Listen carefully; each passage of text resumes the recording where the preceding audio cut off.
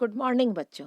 हम लोगों ने अपने पाठ 9 कच्चा पक्का का भाग 1 पढ़ा था बच्चों, है ना। उसमें हमने जाना था कि किन किन चीज़ों को हम कच्चा खाते हैं और किन किन चीज़ों को हम पका कर खाते हैं। चलो आज मैं भाग 2 में आपको सलमा की कहानी बताऊंगी। ये है सलमा।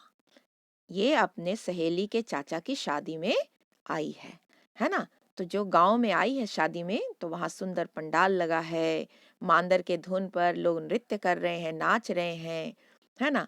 कहीं पर आपको पूड़ी छानी जा रही है, कहीं धुसका, कहीं पर आपको अन्य चीजें पकाई जा रही हैं, चावल या कुछ और। तो उसकी खुशबू आ रही है और सभी लोग मजे कर रहे हैं। तो चलो इनके साथ हम भी मजा करते हैं बच्चों, है ना।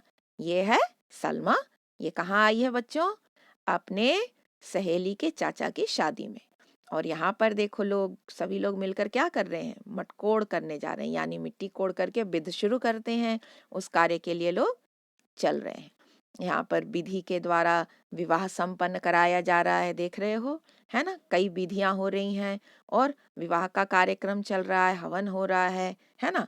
तो इस तरीके से विवाह में लोग आते हैं, सारी विधियों को करते हैं, नाचते हैं, गाते हैं और फिर बैठकर खाना खाते हैं। तो पत्तलों में देखो सबों को परोस कर खाना खिलाया जा रहा है। लोग खिला रहे हैं ना बच्चों। तो इस तरीके से खाना खिलाया जाता है। अगर हम गांव में जाते हैं तो इसी तरीके से आनंद लेते हैं।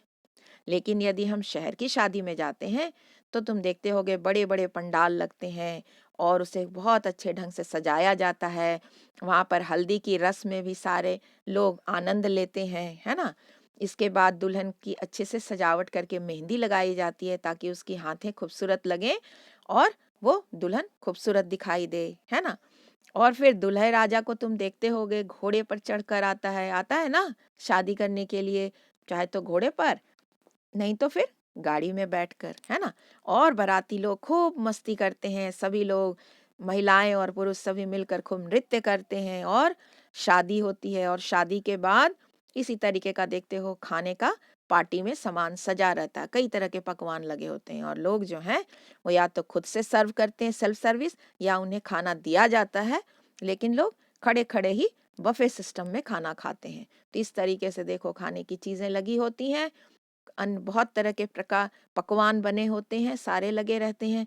और मिठाइयाँ भी कई तरह की होती हैं। इसके अलावा और भी कई स्टॉल होते हैं, पान के, फुचके के, इडली, डोसा, ऐसे बहुत सारी चीज़ों के अलग अलग स्टॉल भी होते हैं, जूसेस के, है ना बच्चों।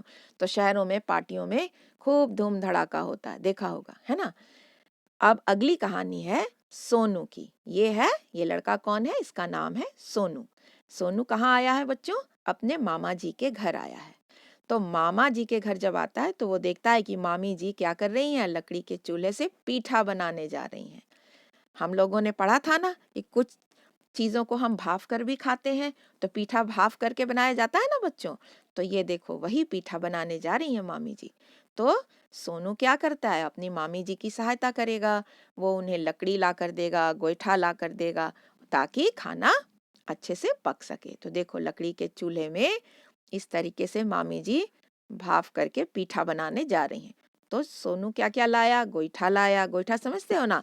गाय का जो गोबर होता है उसे ही सुखाकर हम इस तरीके से गोईठा बनाते हैं। और ये पेड़ों से सूखी हुई लकड़ियों को काट कर लाते हैं।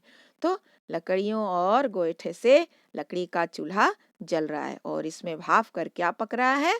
पीठा, है ना। तो इस तरीके से सोनू अपने मामा के घर में पीठा खाएगा। तुम भी अपने घर में पीठा बनाकर खा सकते हो, अपनी मम्मी को बोल सकते हो, है ना बच्चों। ठीक है बच्चों, फिर मिलते हैं अगली वीडियो में।